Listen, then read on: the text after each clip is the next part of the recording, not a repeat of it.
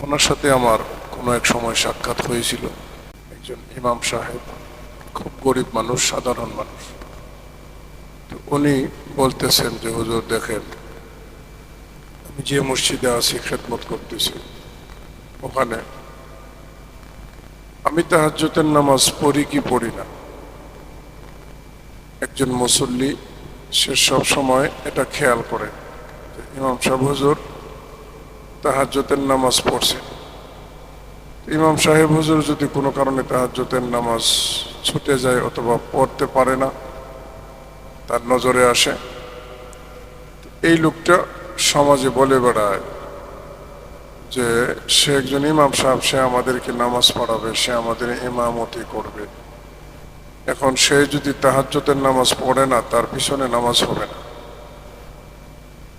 তাকে যদি ঘুম থেকে ডাক দিয়ে উঠাই দিতে হয়, আমি একজন ইমাম সাহেবকে যদি ঘুম থেকে মুসল্লি ডাক দিয়ে উঠাইতে হয় ফজরের সময় আজান দেওয়ার জন্য, এজন্য তার পিছনে নামাজ হবে না, নাউজুবিল্লাহ।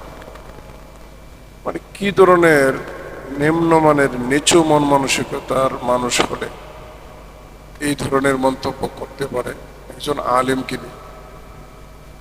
এই বেটা ফাটার গুর ফাটা, যেখানে আল্লাহ তাআলা তাহাজ্জুদের নামাজ নফল নামাজ হিসাবে রাখছে, সেখানে তুই জরুরি ওয়াজিব ফরজ করার কে? বেয়াদব বেটা, তুই তাহাজ্জুদের নামাজ পড়িস তো ভালো কথা, তুই আল্লাহ পাকের নৈকট্য হাসিল করার চেষ্টা করতেছিস, ভালো কথা। একজন ইমাম সাহেব যদি উঠে ফজরের আজান দিতে পারে না, প্রায় সময় এরকম হয়, সবারই ক্ষেত্রে হয়, তো একদিন দুই দিন পারলো না, এই জন্য তাহাজ্জুদের নামাজও পড়তে পারলো না, এ কারণে তার পিছনে নামাজ হবে না। কত বড় বেয়াদব আর কত বড় গুমরাহির মধ্যে পড়ে গেলে এই ধরনের মন্তব্য করতে পারে একজন আলেমকে নিয়ে। তাহলে আমার বিশ্বাস মূলত এই লোকটা আলেম না, এই লোকটা আলেমদের সাথে চলতে চলতে কিছু তাবলিগে আসা যাওয়া করে, এখন সে বড় মুফতি সাহেব হয়ে গেছে, কয়েকটা কথাবার্তা বলতে পারে তো তাই বড় মুফতি সাহেব হয়ে গেছে। এই ধরনের কিছু বেয়াদব আলেমদের সাথে খারাপ আচরণ করে। এই জন্য ভাই আমি অনুরোধ করব, একজন আলেম হিসাবে, একজন আলেম, একজন ইমাম সাহেবের পিছনে আপনি লাগতে যায়েন না।